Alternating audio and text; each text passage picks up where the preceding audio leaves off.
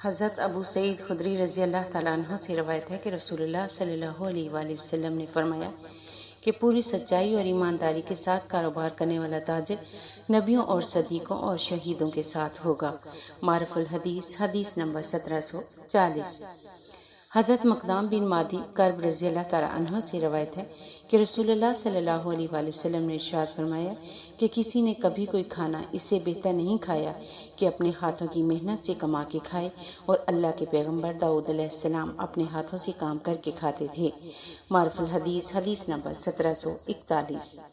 حضرت رافع بن خدیج رضی اللہ تعالیٰ عنہ سے روایت ہے کہ رسول اللہ صلی اللہ علیہ وآلہ وسلم سے دریافت کیا گیا کہ حضرت صلی اللہ علیہ وآلہ وسلم کون سی کمائی زیادہ پاک اور اچھی ہے؟ آپ صلی اللہ علیہ وآلہ وسلم نے فرمایا کہ آدمی کا اپنے ہاتھ سے کوئی کام کرنا اور ہر تجارت جو پاک بازی کے ساتھ ہو۔ معرف الحدیث، حدیث نمبر 1742۔